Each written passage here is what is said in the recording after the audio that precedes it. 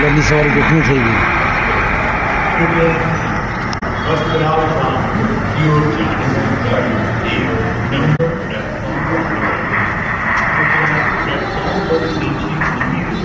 पूरा ही गया होगा। हे फ्रेंड्स, कैसे हैं आप सभी। आशा करता हूं आप लोग बहुत अच्छे से होंगे। तो आपने थंबनेल में देख ही लिया है और बहुत ही ट्रेजिक इंसिडेंट हो चुका है। तो हमारी जनरेशन में मैंने पर्सनली इतना बड़ा एयरप्लेन क्रैश नियर बाय हमसे जुड़ा हुआ कभी भी नहीं देखा। और मैं क्यों बोल रहा हूं कि हमसे जुड़ा हुआ, तो बिलीव मी गाइस, मेरा घर जो है अहमदाबाद में शाहीबाग एरिया में आता है और वो इस क्रैश साइट से हार्डली 500 to 800 मीटर्स की दूरी पे है। तो जैसे ही मैंने ये खबर सुनी, मतलब मुझे नोटिफिकेशन आया मेरे मोबाइल में और आई सडनली गॉट सरप्राइज्ड, क्योंकि उसमें लिखा था कि मेघानी नगर में ये हो गया है। और मेघानी नगर मतलब शाहीबाग से हमारे घर से हार्डली 500 to 800 मीटर्स की दूरी पे ही स्टार्ट हो जाता है मेघानी नगर। और आप बिलीव नहीं करेंगे, बस आज से एक मंथ पहले, right now I am in Pune, but एक महीने पहले ही आई वॉज इन अहमदाबाद। और अहमदाबाद में हमारा डेली का ये रूटीन था कि खाना खाने के बाद हम आयुष्मान को प्लेन दिखाने के लिए ले जाते थे और एग्जैक्टली उसी लोकेशन पे ले जाते थे जहां पे ये हादसा हुआ है। रीजन बीइंग कि वहां पे प्लेन जो है वो बहुत ही नीचे रहता है और हमें क्लियरली विजिबल होता है। तो इतना बड़ा दिख के आता है वो, क्योंकि जस्ट वो टेक ऑफ किया होता है या लैंड किया होता है। तो दोनों ही केस में बहुत ही कम दूरी होती है और हम रोज आयुष्मान को प्लेन दिखाने के लिए ले जाते थे। एक्चुअली जब उसका स्कूल छूटता था तो स्कूल के बाद ही यूज्ड टू टेल कि पापा वो जंगल में चलो। तो हमने उस एरिया का नाम जंगल रखा था। जंगल क्यों रखा था? क्योंकि वहां बहुत सारी ग्रीनरी थी और बहुत सारे जो वाइल्ड स्पीशीज है एनिमल्स की, वो भी हम देखते थे। जैसे मंगूस दिखता था और मैं आयुष्मान को बोलता था कि मंगूस है तो यहाँ पे किंग कोबरा भी होगा ही होगा, मतलब स्नेक होंगे, और साथ ही साथ बहुत सारे पिकॉक्स भी थे। तो वो अट्रैक्शन था हमारा। और जब भी हम जाते थे, because Ahmedabad airport is a very very busy airport, तो हर 5 मिनट में 2 मिनट में उसी रूट से फ्लाइट निकलती थी। तो the moment I saw that, मैंने अपने पापा को फोन लगाया, because he is also my mom and dad, दोनों के दोनों फ्रीक्वेंट विजिटर हैं मेघानी नगर एरिया में। बिकॉज मेघानी नगर का मतलब क्या है कि बहुत ही बड़ा रेसिडेंशियल एरिया है और वहां एक सब्जी मार्केट है, वेजिटेबल मार्केट है और फ्रूट मार्केट है, और इसीलिए शाहीबाग से सबसे नजदीक वही पड़ता है। तो mummy papa frequently they keep on visiting मेघानी नगर। तो मैंने तुरंत फोन लगाया कि आप दोनों कहां पे हो। उन्होंने बोला क्या हुआ? तो आई टोल्ड देम कि ऐसा ऐसा हो गया है, and they all were shocked, literally shocked. साथ ही साथ पापा से जब बात हुई तो उन्होंने बताया कि आसपास के रेडियस में सारे रास्ते बंद कर दिए हैं, only emergency travel is allowed, उसके अलावा सब कुछ बंद कर दिया गया है, सील कर दिया गया है। तो आप सोचिए कि इतना फ्रीक्वेंटली हम लोग मेघानी नगर में जा रहे थे। और इस एरिया की स्पेसिफिकली मैं आपको बात बताता हूं कि यहाँ पे क्या है, एक एमबीबीएस जो डॉक्टर, देखो ये पूरा जो एरिया है ना, यहाँ पे बहुत सारे हॉस्पिटल्स हैं, गुजरात गवर्नमेंट के हॉस्पिटल्स हैं, मतलब गवर्नमेंट रिकॉग्नाइज्ड हॉस्पिटल है, जिनको हम सिविल हॉस्पिटल भी बोलते हैं। तो सिविल हॉस्पिटल्स है, यूएन मेहता है, हार्ट हॉस्पिटल है, किडनी का हॉस्पिटल है, पूरे इस पैच में कंटिन्यूअसली हॉस्पिटल्स है। अब हॉस्पिटल है तो वहां पे मेडिकल कॉलेज भी होगा, वहां पे हॉस्टल भी होगा। तो इनका रेसिडेंशियल जो हॉस्टल बनाया हुआ है वो यही बिल्डिंग है जिसमें ये इसका एक फ्लैट आ गया है आके। तो ये बॉयज का हॉस्टल है। और बिलीव मी गाइस, मेरा एक बहुत ही क्लोज फ्रेंड जो हमारे नेबर भी थे पहले, तो he is a very prominent doctor over there और यूएन मेहता में ही वो काम कर रहे हैं। और जैसे ही मैंने वो बिल्डिंग देखी, आई रिकॉग्नाइज द बिल्डिंग की यही बिल्डिंग है। इसी बिल्डिंग के एक विंग में he also reside along with his family. तो वो सब लोग, आंटी जो थी और जो हमारा दोस्त है, तो मैंने तुरंत उसको मैसेज डाला कि आपका क्या हाल है। मेरी हिम्मत नहीं हो रही थी कॉल करने की, क्योंकि किसके साथ क्या कंडीशन हो गई है हम नहीं जानते हैं। और इसीलिए मैंने उनके 2 नंबर थे मेरे पास, दोनों में मैंने मैसेज ड्रॉप इन किया कि भाई क्या हुआ है, are you all safe, aunty कैसी हैं। बिकॉज उनकी मम्मी को मेरी मदर कॉल कर रही थी एंड उनका फोन स्विच ऑफ आ रहा था। था। तो my mother called me up कि भाई आप इनको फोन लगाओ और पता करो कि एवरीथिंग इज ओके और नॉट। तो देखिए आपको मैं बताता हूं कि जो बॉयज हॉस्टल वाली बिल्डिंग है ना, वो फर्स्ट बिल्डिंग है वहां पे उस कैंपस में। उसके बाद सेकंड थर्ड, जैसे हमारी बिल्डिंग्स में होता है ना A B C D इस तरीके के ब्लॉक्स होते हैं। तो आप समझिए कि ए बिल्डिंग में अगर ये हादसा हुआ है, मतलब प्लेन आके टकराया है, तो C या D बिल्डिंग में my friend used to live, क्या रहता ही है, अभी भी रहता ही है वो। तो फिर उसका थोड़ी देर के बाद रिप्लाई आया कि वी ऑल आर सेफ। तो मेरी तो पर्सनली जान में जान आ गई, क्योंकि वो लोकेशन एकदम उनके घर के बिल्कुल ही करीब थी। दूसरा, मैं आयुष्मान को लेके जंगल में जाता था और वहां पे हम लोग बहुत ही मस्ती करते थे, प्लेन्स देखते थे। तो आप सोचिए, Ayushman also recognise that area कि पापा यहाँ तो हम जाते थे ना, यहाँ तो हम खेलते थे यहाँ। तो द सेम एरिया जो है वो मेघानी नगर का एरिया। अच्छा, इसकी एक खास बात और बताता हूं आपको। वो खास बात क्या है कि ये जो है ना, देखो एक कैंपस उन्होंने बनाया हुआ है, ठीक है, जहां पे मेडिकल जो MBBS कर रहे हैं वो बच्चे रह रहे हैं, और साथ ही साथ डॉक्टर्स भी रह रहे हैं बहुत सारे। जैसे मेरा फ्रेंड रहता है तो डॉक्टर्स भी रह रहे हैं वहां पे। अब इस कैंपस के अंदर है ना, जो वॉल्यूम है लोगों की वो नहीं दिखती है। रीजन क्या है कि वो उन्होंने आइसोलेटेड किया हुआ है, ठीक है, 4 दीवारी से उसको कवर किया हुआ है। पर जैसे ही आप इससे थोड़ा सा एक स्टेप उससे आगे निकल के आते हैं, 10 कदम आगे निकल के आते हैं, मेन रोड आ जाता है। और वो मेन रोड हमेशा जैम पैक्ड रोड है, फुल ऑफ वॉल्यूम है। तो आप इमेजिन करिए कि ये जो है, अगर हॉस्टल से टकराने की जगह थोड़ा और फ्रैक्शन ऑफ सेकंड्स आगे निकल जाता ना, तो ये चीज बहुत अभी भी डिवास्टेटिंग ही है।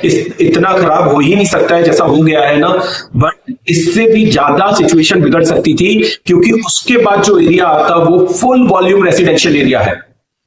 तो मेघानी नगर का जो मेन रोड है, जो शाहीबाग से सिविल से मेघानी नगर की तरफ जा रहा है, वो रोड में प्लेन आ जाता, और वो रोड में प्लेन आ जाता ना, तो we can not even believe कि कितना बड़ा हादसा और हो जाता।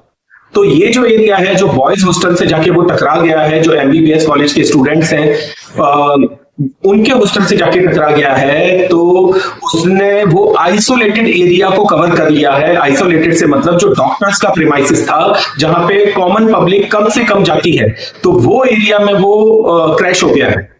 और अगर वो एरिया से थोड़ा फ्रैक्शन ऑफ सेकेंड्स वो आगे निकल जाता, तो वो मेन जो न्यूज में दिखा रहे हैं ना कि रेसिडेंशियल एरिया, तो yes it is a residential area only. पर वो रेसिडेंशियल एरिया में जहां लेस वॉल्यूम था, लीस्ट वॉल्यूम था, प्लेन वहां पे क्रैश हो गया है। और फ्रैक्शन ऑफ सेकंड्स और वो चल जाता और आगे निकल जाता, तो वो मेन जो सब लोग बोल रहे हैं, वॉल्यूम बोल रहे हैं ना, वो वॉल्यूम को कवर कर लेता।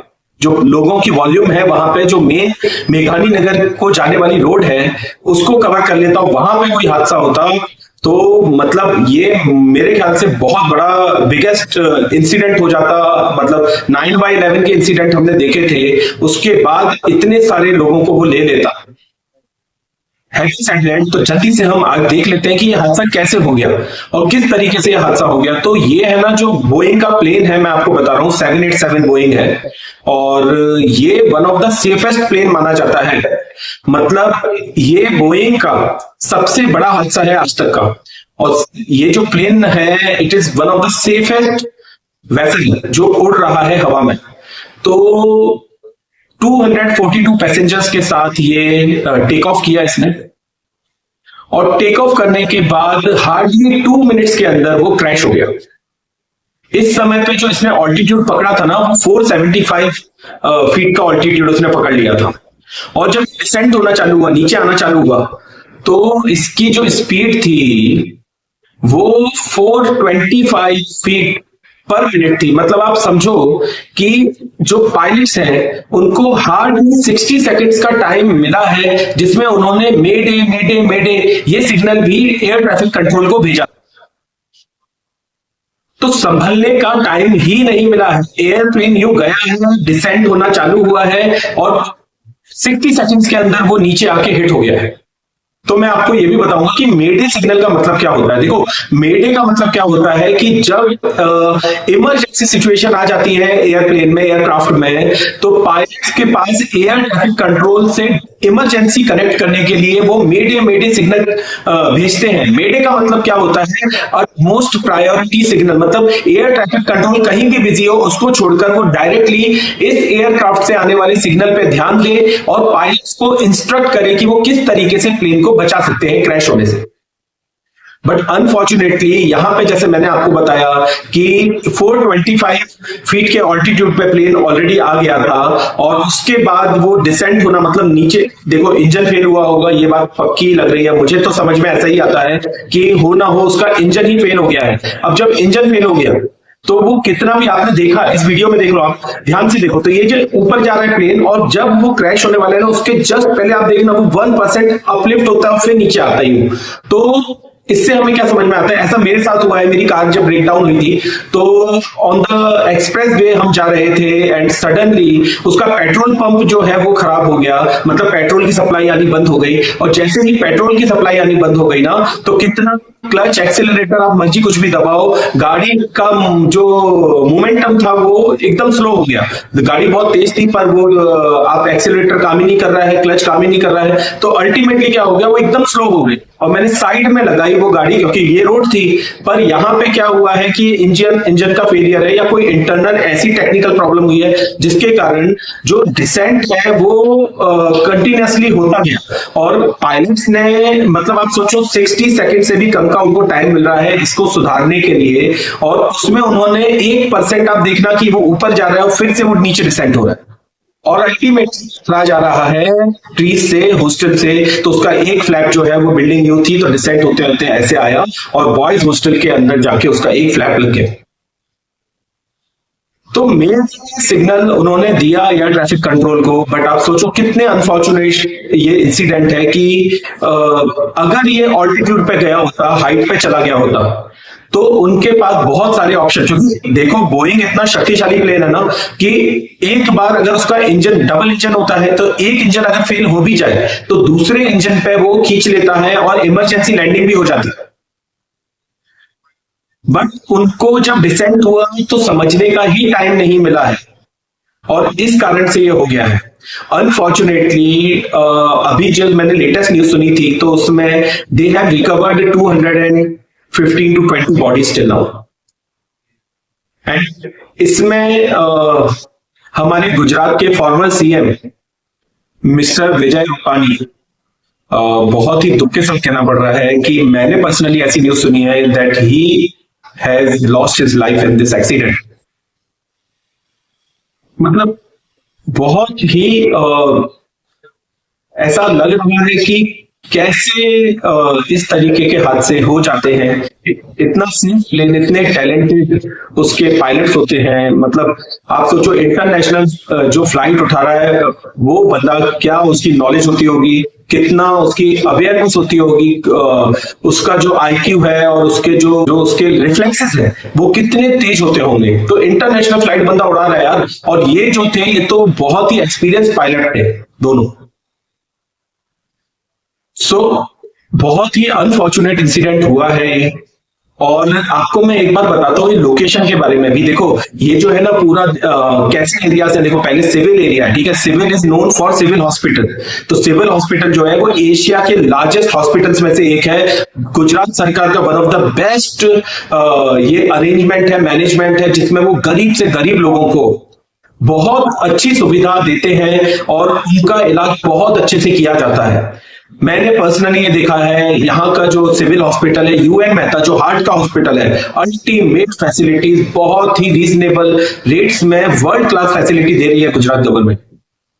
किडनी हॉस्पिटल है, लोग यहाँ वहां भटकते रहते हैं, किडनी फेल हो जाती है, तो आप आ जाओ यहाँ पे गुजरात में, अहमदाबाद में बहुत जबरदस्त गुजरात सरकार ने किडनी हॉस्पिटल बनाया। तो मैं कहना क्या चाहता हूँ कि सारे हॉस्पिटल्स है ना एक साथ लाइन में लगे हुए हैं। और उसके बाद जब कोरोना आया था तो इन्होंने और वो हॉस्पिटल्स को एक्सपेंड कर दिया। तो जहां पे अभी हादसा हुआ है उसको रोड क्रॉस करोगे जस्ट अपोजिट में भी उन्होंने हॉस्पिटल बना दिए हैं। तो ये सिविल एरिया हो गया, ठीक है। सिविल एरिया सराउंडेड बाय, जैसे ही सिविल खत्म हो रहा है ना तो वो शाहीबाग वाला पैच आ रहा है, पूरा शाहीबाग एरिया आता है वहां पे। और शाहीबाग फिर स्टार्ट हो जाता है, देखो सिविल आया फिर शाहीबाग आया, शाहीबाग जैसे ही एंड होती है उसकी सीमा, वहां से मेघानी नगर का एरिया शुरू हो जाता है। तो ये पूरा रेसिडेंशियल एरिया है, फुल वॉल्यूम एरिया है। और जैसा मैंने आपको बोला कि अगर वो और थोड़ा सा कंटिन्यू कर जाती फ्लाइट, तो this would have been a devastating incident, tragic incident. बहुत ही दिल दहलाने वाला ही हादसा है, पर ये और भी बिगड़ सकता था, मैं ये कहना चाहता हूं। तो राइट नाउ सिचुएशन ये है कि सब कुछ वहां पे सील कर दिया गया है और इमरजेंसी में सारी एम्बुलेंसेज जा रही हैं रेस्क्यू करने के लिए, रेस्क्यू ऑपरेशंस चल रहे हैं। एंड हम भोलेनाथ से, महादेव से यही प्रार्थना करते हैं कि जो भी लोग बचे हैं उनको अच्छे से इलाज के साथ, टाइमली इलाज तो कर ही रही है। देखो गुजरात गवर्नमेंट है तो वहां नहीं सोचना है कुछ भी, तो वो लोग तो टाइमली इलाज कर ही करेंगे ही करेंगे, और भगवान उनको शक्ति दें और उन्हें जीवित रखें, जीवन उनको प्रदान करें, ऐसी ही हमारी मनोकामना है भगवान से। और जिन लोगों ने अपने परिवारजन खो दिए हैं इस हादसे में, तो उनको महादेव ये शक्ति दे कि वो इस लॉस को बियर कर सके। मुझे ये बात पता है कि बोलना बहुत आसान है, बट जिसके ऊपर होती है ना, जिसके ऊपर ये, जिसके परिवारजनों के साथ ये हुआ है, वो हम सिर्फ वो यहाँ पे उनको श्रद्धांजलि दे सकते हैं, पर उनके ऊपर जो बीत रही है ना, वो शब्दों में नहीं हम बता सकते हैं। पर फिर भी हम अपनी तरफ से श्रद्धांजलि देते हैं। अगर आप भी लोगों को संवेदना देना चाहते हैं, श्रद्धांजलि अर्पित करना चाहते हैं, तो कमेंट बॉक्स में आप जरूर इसे कर सकते हैं। और आप ये बता सकते हैं कि आपको क्या लगता है कि ये हादसा क्यों हो गया होगा। जो मेरा ओपिनियन है वो मैंने आपको बता दिया है। और ऐसे हादसे आगे चल के नहीं हो, उसके लिए हमें क्या क्या स्टेप्स लेने चाहिए। देखो कुछ चीजें ऐसी होती है ना जो किसी के भी हाथ में नहीं है। जैसे मुझे पता है कि लास्ट जो विमान हादसा एक हुआ था जिसमें मैं शॉक हो गया था, और मुझे लग रहा था कि ऐसा क्यों नहीं बचा पाए। वो हुआ था जनरल बिपिन रावत का। तो जो हमारे सीडीएस थे, chief of defence staff, general Bipin Rawat, very powerful personality, बहुत ही जबरदस्त इंसान थे वो। तो उनका हेलीकॉप्टर क्रैश हुआ था साउथ में, और उसमें आप सोचो ये जो अपने सिविलियन पायलट्स हैं, मतलब जो एयर इंडिया की बोइंग फ्लाइट को उड़ा रहे थे, और जो एयरफोर्स के पायलट हैं, इंडियन एयरफोर्स के पायलट हैं, उनमें भी बड़ा बड़ा फर्क है। मतलब इंडियन एयरफोर्स का पायलट जो है ना, तो उसको सिविलियन एविएशन वाले भी सलाम मारते हैं। तो सबसे एक्सपीरियंस पायलट एयरफोर्स के जो है उस चॉपर को उड़ा रहे थे, एंड फिर भी वो हादसा हो गया। तो इससे क्या समझ में आता है कि कभी कभी जब समय आ जाता है, कुछ चीजें कितनी भी अच्छी होने के बाद भी हमारे हाथों में नहीं होती हैं। तो बस यही बोल सकते हैं कि महादेव सबको शांति प्रदान करें, शक्ति प्रदान करें, और इस इंसिडेंट की हर अपडेट के साथ में जो भी मेरे घर के आसपास हो रहा है, आई विल कम आउट, और हम एक एनिमेशन भी इसका देखेंगे कि क्यों यह हादसा कैसे हो गया होगा। एक बार ब्लैक बॉक्स मिलेगा ना, तो उससे काफी चीजें क्लियर होंगी। पर फिर भी आप तो जो ब्लैक बॉक्स में भी क्या रिकॉर्डिंग हो गई होगी, 2 मिनट की रिकॉर्डिंग हुई होगी, ठीक है। तो डिसेंट जो हुआ उसकी रिकॉर्डिंग हुई होगी, हाँ, बट ये पता चल सकता है कि कौन सा उसका सिस्टम जो है वो फेल हुआ, जिससे वो प्लेन जो है वो रिकवर नहीं कर पाया अपनी ट्रेजेक्टरी। तो उसमें ऐसे ऐसे सिस्टम्स होते हैं कि एक सिस्टम भी फेल हो जाता है ना, तो दूसरा जो होता है वो अपलिफ्ट कर लेता है प्लेन को। जैसा मैंने आपको बताया कि बोइंग 787 मतलब ये अल्टीमेट फ्लाइंग वेसल है, वन ऑफ द कितने सारे एयरलाइंस। आपको मैंने अभी अभी जाना कि जो एयर इंडिया है उसको 7/7 की सेफ्टी रेटिंग मिली हुई है। और ये जो प्लेन है ना, ये बहुत सारी एयरलाइंस जो बहुत ही जानी मानी है, जैसे एमिरेट्स है, ठीक है, फिर उसके बाद तो इस तरीके की एयरलाइंस इन प्लेन्स को उड़ा रही है। तो कहां चूक हो गई, कहां गलती हो गई, आपको क्या लगता है? आप हमें कमेंट बॉक्स में जरूर बताइए, अपनी राय जरूर दीजिए, और फिर मिलेंगे हम इसी इंसिडेंट की अपडेट को लेके आपके साथ में। तब तक के लिए आप अपना बहुत ख्याल रखिए। और मैंने देखो हर इंसिडेंट से कुछ ना कुछ हम सीखते हैं, तो मेरा एक फंडा बहुत क्लियर है, नेकी कर दरिया में डाल, क्योंकि कब किसके साथ क्या हो जाए यू नेवर नो। एक सेकंड में इंसान जो है वो अच्छा भला है, एक सेकंड बाद he is no more. The life is so unpredictable. तो कृष्णा ने ऐसा भगवत गीता में कहा, सिद्धि भवती कर्मजा। जो सक्सेस है वो एक्शन से आती है। हमेशा हमें अपने एक्शंस को अच्छे से करना है, विदाउट एनी एक्सपेक्टेशंस। करते जाओ, अच्छे से रहो, सबके साथ अच्छे से रहो और अपने कर्म अच्छे से करते जाओ। This is what I have learn in my life. और आयुष्मान के जो व्लॉग्स देखते हैं, मैं आयुष्मान को भी वही सिखाता हूं और मैं आपको सिखा नहीं रहा हूं, मैं सिर्फ मेरा ओपिनियन शेयर कर रहा हूं आपके साथ में। आपको क्या लगता है आप भी बताइए इस वीडियो के बारे में और इस इंसिडेंट के बारे में, और आपकी लाइफ की फिलॉसफी क्या है वो भी हमें जरूर बताइए। तो फिर मिलेंगे एक नए वीडियो के साथ में, तब तक के लिए आप अपना बहुत ध्यान रखिए। जय श्री कृष्णा, हर हर महादेव, सनातन धर्म की जय।